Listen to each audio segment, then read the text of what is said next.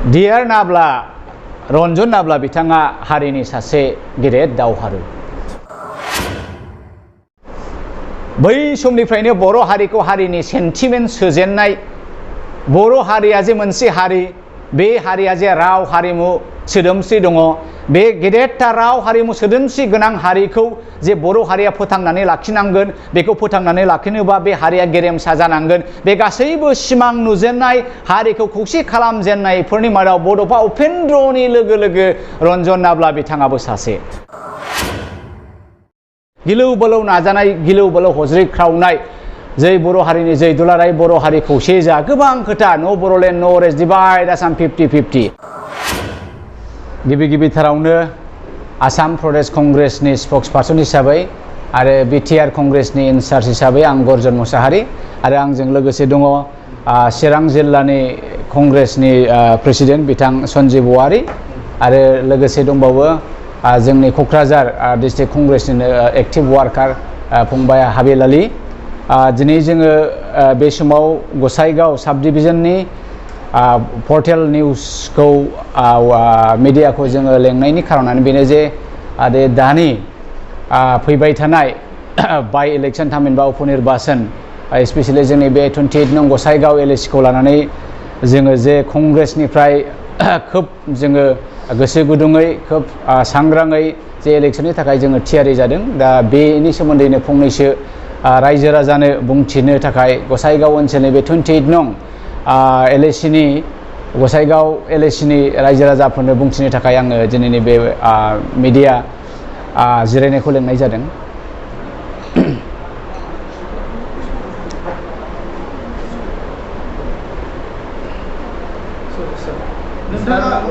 नोंथाङा बिटिआरनि कंग्रेसनि स्पकपार्सन आरो इनचार्जबो जानानै नोंथाङा कंग्रेसखौ बर'फोरनि गेजेराव नेशनेल पलिटिक्सखौ आजावनो हागोन नामा? डेफिनेटलि कंग्रेसआ नेशनेल पलिटिकल पार्टी, जेरै बिजेपिआबो नेशनेल पलिटिकल पार्टी। नर्मेलि बे बर' हारिया गोबां बोसोरनिफ्रायनो गावनि हारिखौ मोनसे उदांस्रि होनो थाखाय, थामहिनबा बड'लेण्ड सोरजिनो थाखाय गोबां रोखोमनि दावहा जोङो नांबोबाय थादों। दा बै दावहानि समाव, बै सेन्टिमेन्टनि समाव, बै इमसननि समाव, नंगौ बै समाव आन्चलिक दलनि अनगायै, थामहिनबा रिजनेल दलनि अनगायै गुबुन मोनसे सोरबा दल फैयोब्ला बिसोरखौ बर' हारिया जोलैनि हांगारबो होननानै बुंबोबाय थादोंमोन। नाथाय दिनैनि परिबेसा बे नंलिया। नोंथांमोना नायदो 18th सेन्चुरिनिफ्राय जेब्ला राजा इरागदावा जोबथा राजा, आरो बेनि उनावहाय तुलाराम सेनापतिया बै बर' रायजोखौ गाबथानानै दोनदोंमोन। खोनानाय बायदिबा ब्रिटिश आमोलाव बिथाङा 50 रां दान बान्था मोनोमोन मासावहाय 50 रुपिससिम। बै अबस्थानिफ्रायनो, सोमदोननि समनिफ्रायनो बे बर' हारिया गावनि आथिङाव गसंनो फेरलेबसे हा सोरजिनो होननानै जोङो नांबोबाय थादों। दा बेबायदिनो फैयै फैयै जोङो ओरैहाय उदियाचल डिमान्डखौबो नुबाय, चरण चमर ब्रह्ममोननि पिटिसिनि सोमावसारनाय, रमान स्क्रिप्टनि सोमावसारनाय, बिनि उनावहाय जोङो नै एबसुनि सोमावसारनाय आरो एनडिएफबिनि सोमावसारनाय। बे गासैबो सोमावसारनाया जोंनि बे बर' हारिनि बिखानि थैखौ दै खालामनानै मोनसे गेदेरथार सोमावसारनाय, गिलु बालौ नाजानाय, गिलु बालौ हज्रिख्रावनाय, जै बर' हारिनि जै दुलाराय बर' हारि खौसे जा, गोबां खोथा, नो बर'लेण्ड नो रेस्ट डिवाइड आसाम 50-50। बेनि गेजेराव गोबां खेब जोङो सावरायनाय जाबाय, आरो बे सावरायनाय फिथाइ हिसाबै जोङो दिनै बर'खौ 9थि शेड्युलाव, बर' लेंगुवेजखौहाय, बर' रावखौहाय 9 शेड्युलाव सोनो हानायाबो बे मोनसे आन्दोलननि फिथाइ। बिनि उनाव जोङो बेबायदिनो जेरैहाय बिएससि सोरजिनो हाबाय, आरो बिएससिनि उनावहाय बिटिएससि सोरजिनो हाबाय, आरो बिटिसिनि उनावहाय जोङो बिटिआर सोरजिनो हाबाय। दा बे बिएससि, बिटिसि आरो बिटिआर सोरजिखांनायनि उनाव जे दिनै बे बर' हारिया दासिमबो बर'लेण्डखौ मोननो हायाखै, बे मोनसे बिराद गिदिरथार सोंलु जाबाय। मा गमामायैनो बे बर' हारिया बे आन्चलिक दलखौ लानानै, बा सोरबा स्टुडेन्ट इउनियननि आन्दोलनजों, बा सोरबा एनडिएफबिनि अस्ट्रनि आन्दोलनजों बड'लेण्डखौ सोरजिनो हामारबाय नामा? आरो बे सोरजिनो थांनायाव दिनै बर' हारिया बेसेबां गिलु बालु खहा जागोन? सोरबाया जिनाहारि खालामजाबाय, सोरबाया अना खाना सैमा अमाफोर बायदि, मै जिब जुनारफोर बायदि गावथार जाबाय, सोरबाया बिमा गैजायै जाबाय, सोरबाया बिफा गैजायै जाबाय, बेबायदि सोरबाया फिसाय गैजायै जाबाय। बे हालोदा जोंनि गेजेराव फैदों। बिनि गेजेरावबो जे जोङो दिनै बड'लेण्डखौ सोरजिनो हायाखै, बर'नो गावनि भबिसतनि थाखाय फेरलेबसे हा जोङो सोरजिनो हायाखै। दा बेखायनो आं सानदों आरो मा, हिस्टरि रिपिट्स इटसेल्फ होनो आरो जोङो बे हिस्टरि रिपिट इटसेल्फआव जोङो मोनफ्रोमबो बोथोरा मोनफ्रोमबो जुगा मोनफा मोनफा सोलायनाय फैयो बै सोलायनायखौ जोङो थाब बे सोलायनाय बोथोरजों खाब जानानै बे सोलायनाय बोथोरजों मिलायहोनानै जेब्ला जोङो आवगायनो रोङा अब्ला जोङो थालाङो फर एग्जाम्पल बै समनिफ्रायनो जेब्ला कंग्रेसआ भारतखौ सासन खालामबाय थादोंमोन राजीव गान्धी बिनि सिगां इन्दिरा गान्धी दङ इन्दिरा गान्धीखौबो सुथुरा गावथारबाय आरो राजीव गान्धीया जेब्ला दङ बे समाव उदियासल डिमान्डआ खोब माने पिक मोनदोंमोन गोजौ लेभेलाव सौहैदोंमोन आरो राजीव गान्धीया मोनसे समाव बुंबायबोमोन जे उदियासल मिलने में इतना और दूर नहीं है आप लोग मिलेगा उदियासल मिलेगा जरूर मिलेगा नाथाय राजीव गान्धीखौ सोरबाया गावथारबाय उदियासलनि सिमाङा सिमाङैनो थालांबाय दा बेनि उनावबो जेब्ला नरसिम्हा रावहाया भारतनि प्रधान मन्त्रि जायो बे समाव बिथाङा एनडिपिखौ बुंदों नोंथांमोना सभारेननि अनगायै other than sovereign if you have the idea of separation anywhere in any country I am ready to talk with the leadership of NDP without any condition without any ceasefire बिथांमोना गनायाखै आसुगुर गाव गासैबो जोङो सभारेननि गाहायाव फैनो हाया दिनै सभारेनाथ' गोजानो सेपारेस्टेडखौबो सोरजिनो हायाखै दा बे गासैखौबो जोङो सामाप खालामोबा सानोब्ला जे नंगौ जोंनि आन्चलिक दलनि माखासे डिप्ल'मेसि आरो स्ट्रेटेजिफ्रा निश्चय दिनै बे भारतनि बे डेम'क्रेटिक बिराद बृहत मोनसे डेम'क्रेटिक हादोराव नांगौ बायदि जेबायदि दरजाखौ सौनांगौ बे सौनायनि फर्मुलाया निश्चय जायाखैदां नोंथांमोना मिथिगौ तेलेंगानानि दावहाया आलादा तेलेंगाना रायजो सोरजिनाय दावहाया 50 बोसोरनि बारा बिथांमोना बुङो बिथांमोननि क्लेम मथे 100 बोसोरसिम बिथांमोना तेलेंगानाखौ बिबाय थादों नाथाय तेलेंगाना रायजोआ जायाखैमोन जेब्लासिमनाखि मनमोहन सिं बिथाङा प्रधान मन्त्रिमोन आरो बे समावहाय सनिया गान्धीयानो नेतृत्वखौ लादोंमोन पार्टी प्रेसिडेन्ट हिसाबै बे समाव जेब्लानाखि तेलेंगानानि रायजो राजाफ्रा गासैबो तेलेंगानानि रायजो राजाफ्रा कंग्रेसखौ आजावनानै लायो अब्ला बिथांमोनहा तेलेंगाना रायजोखौबो सोरजिनो हादोंमोन दा बे एखे लाइनावनो आं सानदों मा जे बर' रायजो राजाया जुदि बुजियोब्ला सोलायनाय आरो गुस्लायनाय फिरिजों जुदि गावखौनो गुस्लायनानै नेशनेल पलिटिक्सआव फैयोब्ला निश्चय आङो सानो जोङो कंग्रेसखौहाय बर'फोरनि गेजेराव लाबोनो हागोन आरो बर' रायजोफ्राबो बे सोलायनाय सानस्रिजों जुदि सानोबा गमामायैनो जोङो कंग्रेसखौ बड'लेण्डआव इस्टाब्लिश खालामनो हागोन आरो बड'लेण्डनि सिमांखौबो जोङो जाफुंहोनो हागोन होननानै आं सानो कंग्रेसखौ लानानै आरो बर' माहारिफोरनि गेजेराव बड'लेण्डनि सिमां नुदों नामा डेफिनेटलि दुलाराय बर' फरायसा आफादा जोंनि मोनसे स्टुडेन्ट मोनसे छात्र सन्था मोनसे संगठन जोङो दुलाराय बर' फरायसा आफादखौ हारिनि सिनस्रि होननानैबो बुङो बेयो जोंनि हारिनि इमोसन जोंनि फिसा फिसौआनो जोंनि छात्रफ्रानो दिनै दुलाराय बर' फरायसा आफाद जायो दा बे हिसाबै दिनै दुलाराय बर' फरायसा आफादा गोबां नाजाबोबाय बड'फा उपेन्द्र नाथ ब्रह्मनि समनिफ्रायनो दिनैसिम नाजाबाय आरो जोङो मिथिगौ दिनैनि बर'नि 3थि एकर्ड बिटिआर जे एकर्ड बे एकर्डफोरनि मादाव बर' सुक्तिफोरनि मादाव सबसे बर' हारिजों गाज्रिसिन मोनजानाय सबसे बर' हारिसिम सोंखारि जानाय मोनसे सुक्तिफोरनि मादाव बुंनो थाङोब्ला खामानि गैयैसिन माने गोहो गोलोन्दांनि मोनसे सुक्ति होनानै दिनै रायजो राजाजों गनायजानाय दा बेवहाय जोङो जुदि एबसुआ बर'नि मोनसे माहारियारि आफाद आरो बे एबसु थासान्दियाव जे जोङो दिनै बड'लेण्डनि सिमां नुनो हाया हारि गायसननायनि सिमां नुनो हाया आङो बेखौ साना दा आं दहाय होनखानाय बायदि आरो थांनाय बाराव आङो आंनि प्रेस मिटआव बे खोथाखौबो बुंदों जे दुलाराय बर' फरायसा आफादा थाबैनो पलिटिक्सनिफ्राय गुगाबोआबा थाबैनो इउपिपिएलजों नांथाबनायनिफ्राय जुदि गावखौ थख' खालामाबा दुलाराय बर' फरायसा आफादा दुलाराय बर' फरायसा आफादै थानो हानाय नङा होननानै आं बुंदोंमोन बिनिनो सप्ता खनसेनि उनावनो नै दाखालि बै फेक्ट एनकाउन्टारखौ लानानै जोंसार बर' आरो जनक कुमार ब्रह्ममोन नामा बिथांमोननि जेब्ला फेक एनकाउन्टारखौ लानानै दुलाराय बर' फरायसा आफादा थामहिनबा माहारि आफादा जेबो खोथा बुंनो नागिरियाव नेबाय रायजो राजाफ्रा एबसुआ माबा बुंगोन नामा सानबाय नाथाय एबसुआ सिरिबोबा बुंनो गोसो गैया दा बे समावहाय दाना मा जाबाय जोंनि छात्रफ्रानो जोंनि फिसा जोंनि एबसु छात्रफ्रा फ्रेस फरायसा गथ'फ्रा गावजों गावनो ज' जानानै हाजार हाजार लोब लोब खुद्रिनाय दा बेबो मोनसे फिथाइ दा बेखायनो आं बुंदों जोङो कंग्रेसा आङो मा सानदों जे आङो जेखि पलिटिक्सआव थाया मानो नेशनेल पलिटिक्स जाथों बेयो नाथाय आङो बर' हिसाबै आंनि थैया बर'निनो थै जेब्लासिम आङो बर' हिसाबै आङो थांनानै दङ आङो निश्चय बर'लेण्डखौ आङो सिमां नुगोन खारन आङो मिथिगौ मानसिया जोनोम जानाय लोगो लोगो मानसिनाव मोनथाम दायित्वआ बे दायित्वखौ लानानै जोङो जोनोम जायो एक नाम्बार दायित्वआ बेक्तिगत सासे बेक्तिया इसोरजों मोजां सोमोन्दो थानांगौ होननानै बुंदों आरो द्वितीय नाम्बाराव गावनि न'खरखौ जोथोन लानांगौ होनदों आरो 3 नाम्बाराव नोंनि समाजखौ नाय बे हिसाबै आंनि सोमोन्दोआ इसोरजों दङ आरो आङो आंनि न'खरखौबो नायगोन आरो बेनि उनावनो आं माबा सानो होनोबा हारि आरो हादोर सिबिनायखौ आं सानगोन दिनै आं नेशनेल कंग्रेसाव हाबदों नेशनेल कंग्रेसाव हाबदोंब्ला जे आं हारिखौ बावलांगोन बे नङा जेसेबांसिन आङो बर' हिसाबै आङो थांनानै दङ बे हायाव आङो बर'लेण्डनि सिमांखौ आङो नुबाय थागोन आरो जोङो सानदों कंग्रेसनि स्ट्रेटेजि आरो डिप्ल'मेसिया दिनै गाज्रि नङा बर'लेण्डखौ होनायाव निस्सय बिथांमोना फावसायनानै थानाय नङा जे सोरजिबोदों दिनैसिम जे अनबोदों ट्राइबेल माहारिखौ लानानै जे दलितफोरखौ नायबोदों कंग्रेसानो जोङो बिजेपिनिख्रुइबो साबसिन नायबोदों होननानै आं सानो बेखायनो रायजो राजाया गोनो गोथो दाजाथारथों जे कंग्रेसा बड'लेण्ड सोरजिनायाव मदद होनाय नङा नंगौ जोङो बड'लेण्ड सोरजिनायाव कंग्रेसा मदद होगोन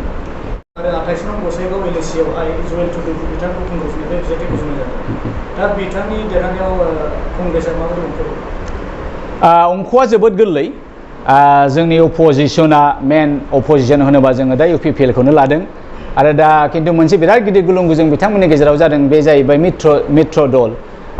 एलायन्स मित्र दल एलायन्स दा बावहाय ओरैबायदि इन्टारेस्टिं जोङो सानदोंमोन बिपिएफखौ हारसिङैनो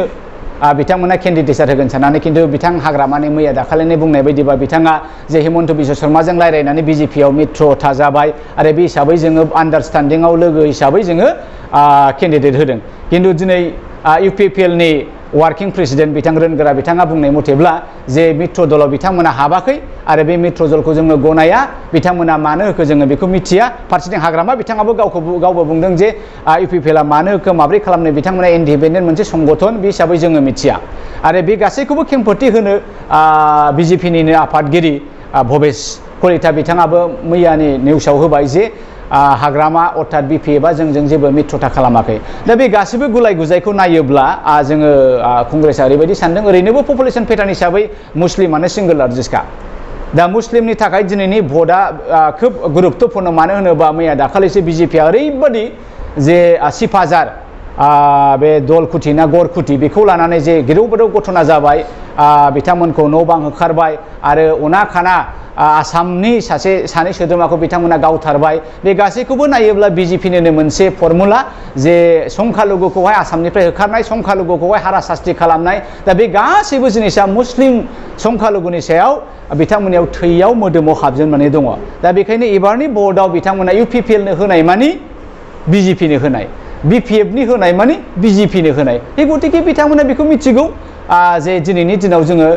माबा मोनसे बिकल्प दङ होनोब्ला कंग्रेसानो बिकल्प फारसेथिं जोङो आदिबासिखौ लादो आदिबासि बिथांमोना मोनसे समाव मिथियास टुडु बिथांनि आमोलाव बिराद मोजां मोनसे बे गसाइगावखौ अकुपाइ खालामनो लादोंमोन आदिबासिनि मोनसे राजत्व आदिबासिनि गांनाय उखैनाय गासैबो सानस्रिखौ बिथांमोना आसाम बिधान सभायाव रिप्रेजेन्ट खालामबोबाय थादोंमोन नाथाय बेखौ बिथांमोनहा जेब्लानाखि बिपिएफआ फैयो बिपिएफआ सेनानै गोबां बोसोर जे बर'नि सासनाव दोनबाय थादों दा बिथांमोनहा कंग्रेसनिफ्राय केन्डिडेट मोननाय मानि बै समखौ बिथांमोना लाबोफिननो मोनसे सिमां नुदों दा बेखायनो आं सानो इउपिपिएलआनो जाथों बिथांमोना बिपिएफआनो जाथों आदिबासिनिफ्राय बिथांमोना एबाराव हले खौसे जानानै जेरैखि जाया गावसिनि आदिबासि केन्डिडेटखौ देरहाहोनांगौनि सार्थआव खौसे जागोन दा बेखायनो जों फानो 100आव 80% आदिबासिनि भटआ कंग्रेसावनो गोलैगोन फारसेथिं बर' भट 45,000 सामवेयार दा बे ओरैबायदि जाबाय इन्टारेस्टिंलि जे इउपिपिएलनि गेजेरावनो माखासे ग्राउन्ड लेभेला प्राइमारि लेभेलाव ओरैबायदि गाज्रि मोनलायनानै दङ जे इलेक्सननि समनिफ्रायनो थाखा फैसा दाहार दङ बे दाहारफोरखौनो क्लियार खालामाखै नोंगौ हिमन्त बिश्व शर्मा बिथाङा इलेक्सननि उनावनो केन्डिडेटफ्रा जाहाथे गावबागाव समस्थियाव लाख लाख कौटि कौटि दाहार थानाय फैसाखौ दाहारखौ सुस्रांथों होननानै सासे केन्डिडेटनो जों खोनानाय मथे 10 कौटि सोरनोबा 14 कौटिसिम हरदों दा बे जिनिसा क्लियार जानांगौ नाथाय केन्डिडेटफ्रा बै फैसाखौ गावनिल' दाहारफोरखौ दिन्थिजोबनानै प्राइमारिनि दाहारखौ ब्लकनि दाहारखौ डिस्ट्रिक्टनि दाहारखौ सुस्राङाखै आरो बे दाहारैनो थाबाय दा दिनैसिमबो बै दाहारफ्रा सुस्रांजायाखै बेखायनो प्राइमारिनि इउपिपिएलनि वार्कारफ्रा गावसिनि गेजेराव खोब गाज्रि मोनलायनानै दङ आरो बुंसोलायदों जे जोङो एबाराव इउपिपिएलनो भट होआ बरंसो जोङो गुबुन मोनसे मोजां पार्टिनो होगोन दा बे मोजां पार्टि इउपिपिएल आरो बिपिएफ जों सानफ्रामबो नांलायो मिडिया सेलाव नङा होमबा ससियेल मिडियाआव एखे सैमा अमा मोख्रा मावजि होनलायगासिनो दं नेरलायगासिनो दं मालाबाबो बिपिएफनि भटारफ्रा इउपिपिएलनो होनाय नङा आरो इउपिपिएलनि भटारफ्राबो बिपिएफनो होनाय नङा अब्ला बेहायबो बिकल्पआ मोनसेल' बे कंग्रेसानो जानानै फैदों दा बे गासैखौबो नायोबा गसाइगाव 28 नं बे समस्थियाव कंग्रेस देरहागोना दिनैनि दिनाव 100% रोखा जानानै दङ रन्जन दैमारि एबा डिआर नाब्ला सारखौ दिनैसिमबो जेल जोबथेजानाय बख'नाय जायाखै दा बेनि सायाव नोंथाङा बुङो डिआर नाब्ला रन्जन नाब्ला बिथाङा हारिनि सासे गेदेर दावहारु बै समनिफ्रायनो बर' हारिखौ हारिनि सेन्टिमेन्ट सोजेननाय बर' हारिया जे मोनसे हारि बे हारिया जे राव हारिमु सोदोमस्रि दङ बे गेदेरथार राव हारिमु सोदोमस्रि गोनां हारिखौ जे बर' हारिया फोथांनानै लाखिनांगोन बेखौ फोथांनानै लाखिनोबा बे हारिया गेरेमसा जानांगोन बे गासैबो सिमां नुजेननाय हारिखौ खौसे खालामजेननायफोरनि मादाव बड'फा उपेन्द्रनि लोगो लोगो रन्जन नाब्ला बिथाङाबो सासे दा बेखायनो जोङो दिनैनि दिनाव बिथाङा जेलाव दङ ना दैयाव दङ ना हाजोआव दङ ना अबावबा थाखो मोनदों बे मानसिखौ नागिर लाबोनानै बे बर' हारिया बर'नि गेजेराव गेदेमा महरै हारिखौ सिबिनो जोङो सुबिदा होनांगौ जों बयनिबो दायित्व दा बेखायनो आं सानो दिनैनि दिनावहाय एक्चुअलि बिजेपि आरो इउपिपिएलआ मा सान्दों आं बुजियाखै मैया दाखालनि इउबिएलनि जे जोनोमखौ जोङो नायोबा बे मोनसे बिराद गिदिर पलिटिकेल खैसार खारन मानो होनोब्ला बिथां प्राणेश्वर सिंह सुरजित सिंह प्राणेश्वर बिथाङा बुंनाय बादिब्ला जे सप्ता खनसे बिथांमोना इउबिएलखौ डिक्लेयार खालामनायनि सिगांनो माने इउबिएलआलायनो बबावबा माने फैसा एक्सटर्सन खालामदों पार्टियानो डिक्लेयार जायाखै पार्टियानो जोनोम जायाखै बे माहाय मा सोरनावबा ओंखाम जाहैदोंना सोरनावबा दै लोंदोंना सोरनावबा फन हरदों बे बबे लजिकआव जानो हायो बे जानो हाया बाहाय हमजादों बिथांमोननि पलिसिया आरो बिनि उनावहाय दाना हिमन्त बिश्व शर्मा बिथाङा होनबाय थाबाय गले गले जे अस्त्रधारी संगठने मीडियात आহি ओपेनली जुदि आमाक थेटेनिं दि अस्त्र লৈ পেলাই উমুক গুলা উমুক থুলাম যদি হেইটো কয় ৰঞ্জন নাবলা ডাঙৰীয়াক যদি ইমান দিনৰ মাজত ৰিলিজ নকৰা তেনে হলে আমি অসম বাকি গুলাম बे खोथाखौथ' बिथांमोना होनाखै होनदों मोनसे एंगेलाव होनदों खिन्थु अस्त्र लानानै होनाखै सिगिदोंसो दा बिथाङा बेखौ फाननानै आसामनि मुख्यमन्त्री चिफ मिनिस्टार बिथां हिमन्त बिश्व शर्माया बेखौ बुंदों बाहाय जोङो मोनसे फोरमान जायो जे बिथाङा रन्जननि रिलिजखौ लानानै बिथाङाबो जिंगासिनानै दङ दा बेखायनो इउबिएलखौ हाग्रायाव थिनहरनानै ओरै खालामोबाय रन्जन रिलिजनि दावहा नांनाया रन्जन रिलिजनि बे हज्रिनाया एसे कन्ट्रल जायो नामा लेवारनि खुगायाव संख्रि होनाय जायो नामा बे पलिसिनि थाखाय सोरबाया राजखान्थि खैसारजों इउबिएलखौ जोनोम होदों जोङो बेखौ नुदों दा नाथाय बे बुरबकनि खामानि जादों आङो सानदों दिनैनि दिनावहाय कंग्रेसआ जुदि गभर्नमेन्टआव दङमोनब्ला if today in today's time if Congress was in power we would have take advantage to release Ranjan नाब्ला दैमारि बिथां खारन बिथांखौ रिलिज खालामनाय लोगो लोगो बिथांनि हाजार लाख बर' रायजो राजा मोनग्राया बे गभर्नमेन्टखौ मोजां मोनगौमोन आरो बिथाङा निश्चय कंग्रेसआवनो थानानै बे खामानिखौबो मावगौमोन जोंहा बेबायदि लिडारखौ मोननायाव बेसे मोजां बे जोंनि खाफाल जागौमोन दा बिजेपिआ बेखौ सिनायनो रोङाखै इउपिपिएलआ बेखौ सिनायनो रोङाखै निश्चय सोरबाया सानदों खोमा प्रमद बर' बिथांमोना आयौ रन्जना फैबा आंनि शेयारखौ सेगोन आयौ रन्जना फैब्ला आंनि शेयारखौ सेगोन बिदि सानदों खोमा बिजेपिनि लिडारफ्रा बिदिसो सानदों खोमा जोंना इउपिपिएलनि दैदेनगिरिफ्रा बे भुल बिथांमोना दिनैनि दिनाव रन्जनखौ जेसे हायो एसे गोख्रै रिलिज खालामोब्ला रायजो राजानि साबायसखौ मोनगोन रायजो राजानि अनसायनायखौ मोनगोन आं बेखायनो बुंदों रन्जन नाब्लाया ओरैनोबाबो गावनि थामसाव गखासिगोन आरो आं बिथांखौ वेलकाम खालामदों एडभान्स नाब्ला नोंथाङा जुदि रिलिज जायोबा नोंथाङा कंग्रेसआव फै कंग्रेसआ खारन हारि आरो धोरोम बासिया जासे सरकार खालामग्रा मोनसे भारतनि नियम आरो नितिजों सोलिग्रा मोनसे पार्टी आरो जुदि जोङो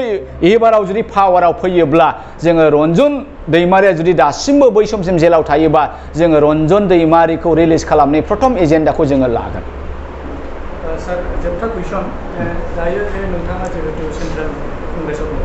दा बे हिसाबै कंग्रेसआ बुंग्रायाव फैयोब्ला नोंथांमोना मा मोनसे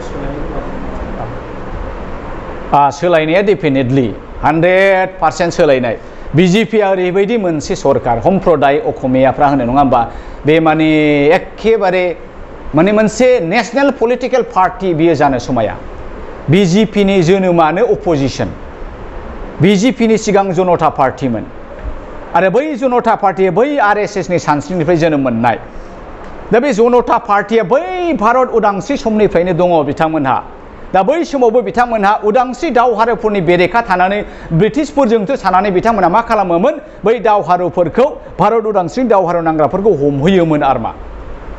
दा बे एखे रलखौनो बिथांमोना लाबोदों दिनैबो बिजेपिआ माबा मोनसे मोजां सोलोंदों होनबा ब्रिटिशफोरनिफ्राय माबायदि टेक्स लानांगौ बबे सम्पतिखौ सोरनो फाननांगौ बे देशद्रहिनि खामानिखौनो बिजेपिआ मावबोबाय थादों माबा मोनसे मावदों होनोबा अपोजिशन माने उल्था मावबानो जायो बेखौनो अपोजिशन लायो बिथांमोना दिनै नोङो नायदो दिनै भारतनारिफ्रा गासै भारतनारि सिटिजेनफ्रा दिनै भारताव बेसेबां बिजेपिनि आमोलाव जोङो हारासास्ति जादों जोंहा दिनै खामानि दामानि गैला स्कुल कलेज गैला साख्रि बाख्रि गैला बेफार बानिज्य बेखार फालांगि गैला अब्ला जोङो मा मावनानै जागोन दा बे गासैखौबो नायदो नोङो दाम आलु थाव संख्रि फानलु गारि मटर सालायग्रा थावा बारायजोब्बाय आरो जों खोनादों एबारावलायनो बे कर्टनि माखासे नै बिथाङा उकिल बिथाङा साबसिन बुंनो हागोन जे कर्टआव जे जोङो दलिलफोर बानाया होमबा एफिडेभिटफोर बानाया होमबा बैनि फिसआ डाबल ट्रिपल बारायजोबसिगोन जाय दलिलखौ जोङो 10 थाखानि बायोमोन जाय दलिलखौ जोङो 20 थाखानि बायोमोन बेफोरनि दामा 200 बेफोरनि दामा 500 बेफोरनि दामा 1000 बेबायदि जाजोबसिगोन इमप्लिमेन्ट जायाखै खिन्थु जानायनि लामायाव दा जोङो नुदों जे बिजेपिनि मोनसे सासना ओरैबायदि जे भारतनारिखौ बिथांमोनहा खस्थ' होनायनि अनगायै भारतनारिखौ बिथांमोनहा दुखु होनायनि अनगायै बिथांमोनहा जेबो रोङा दा बेखायनो जों सानो बे गासैखौबो नायोबा कंग्रेसआ कमप्लिटलि गोदान मोनसे सानस्रि दिनैनि दिनाव कंग्रेसआ मोनसे सानस्रि राहुल गान्धी बिथांनि सानस्रिया प्रियंका गान्धी बिथांनि सानस्रिया दिनै नोंथांमोना नुबाय कान्हाया कुमाराबो कंग्रेसआव फैबाय नोंथांमोना नुबाय दिनै प्रशान्त किशोराबो कंग्रेसआव हाबबाय बेबायदि एफा मोजां सानग्रा बिथांमोना जुदि माबा मोनसे मोजां नुनानै कंग्रेसआव हाबदोंबा निस्सय माबा मोनसे मावनो आंग्रिखांनानै फैदों दा बेखायनो आङो बर' रायजो राजा नोंथांमोननो मोनसे साहस मोनसे फोथायनायखौ होनो नागिरदों कंग्रेसआ एबाराव गोदान सानस्रि गोदान गोहो गोदान बोलो गोदान मिजिं लानानै फैदों जोङो माबा मोनसे मावोब्ला हारि आरो हादोर जौगानायनि खामानिखौ मावगोन जोंनि लाइमोन गथ'फ्रा बयबो मोजां फरायनायखौ मोनगोन जोंनि लाइमोन गथ'फ्रा बयबो साख्रिखौ मोनगोन जोंनि लाइमोन गथ'फ्रा बेफार बानिज्य मावनो मोनगोन आरो आं स्पेसियेलि कंग्रेसआव थानायाव आं बेखौ बुंनो नागिरदों जे जोंनि जोहोलाव लाइमोनफ्रा हौवासायानो जा हिनजावसायानो जाया बड'लेण्डआव जेबो कारखाना फेक्टरि साख्रि बाख्रि मावथ'बायनानै जानो जेबो राहा गैया आसामाव गैया बेखायनो जोङो काहा तामिलनाडु काहा महाराष्ट्र काहा केरेला गोजान गोजान जायगायाव ना थफ्ला जुनो थांबाय बायनांगौ माबा मोनसे सिकिउरिटि मावनो थांबाय बायनांगौ बाहाय जोंहा मा जायो जोंनि थालांनाय बिमा हारि आइजोफ्रा जोब खस्थ' मोनो गथ' गथायखौ लेर फिसाय गैयियाव खांनो दिगदार मोनो आरो दानि जुगा गाज्रि बेवहायनो जोंनि आइजोफ्रा सोरबा हौवाफोरजों खारफालांदों बेफोरबायदि घटनायाबो जाबाय थादों दा बेफोरखौ गैया खालामनोबा जोङो बड'लेण्डआव गोबां रोखोमनि फेक्टरि कारखाना बा इन्डास्ट्रिफोरखौ जोङो फसंनांगोन आसामाव जोङो फसंनांगोन दा बेखायनो आंनि मोनसे गेदेरसिन चेलेन्जआ बेनो जागोन जुदि कंग्रेसआ एबार आसामाव सरकार दायोब्ला कंग्रेसआ जुदि बिटिआरआव जुदि सरकार दायोबा जोंनि फार्स्ट एजेन्डाया जोंनि लाइमोनफोरनो जोङो माब्रै साख्रि बाख्रि मावनो थाखाय राहा होनो हागोन जोङो बेखौ लागोन आरो 2 नाम्बारा जाहैबाय जोङो दिनै चाइनाखौ जोङो रुजुनांगोन जायहा मोजां बेखौ रुजुनांगोन जायहा मोजां बेखौ जोङो नायस'नांगोन बे जाहैबाय चाइनाया ओरैबायदि इन्टारेस्टिं जेरेखम जोंनि गामि मोनफा मोनफा स्कुल थाया होनबा बिथिनाव बेबायदि स्कुलनिख्रुइ बांसिन ITI-आसो दङ जाहैदों दा बिसोर मा खालामो साफ्रोमबो गथ'आ लेखा गोरों गथ' नङा सोरबाया लिरनायाव फरायनायाव मुखास्थ' खोब माहिर मोजां जायो राफोद खायसेया खिन्थु आखाइनि हाबाफ्राव एक्सपार्ट जायो टेकनिकेलाव एक्सपार्ट जायो इलेक्ट्रनिक्सआव एक्सपार्ट जायो खेला गेलेनाय बादायलायनायाव एक्सपार्ट जायो दा बैफोरबायदि टेलेन्टखौ लानानै जोङो जोंनि गथ'फोरखौ उन्दैनिफ्रायनो फोरोङोबा बे प्रफेसनेल ओरिएन्टेड मोनसे शिक्षा जागोन दा बे जिनिसखौ जोङो जोंनि बड'लेण्डआव बोलो होनांगोन बे जिनिसखौ जोङो आसामाव बोलो होनांगोन अब्ला मा जाहैबाय जोंनि लाइमोन बा साख्रि गैयै लाइमोन रावबो जानाय नङा अब्लासो जोंनि गामिया देरगोन जोंनि टाउन सहरा देरगोन रायजोआ देरगोन आरो भारतआ गेदेर जागोन दा बेनो कंग्रेसनि फर्मुलाया थेंक इउ खुलुमबाय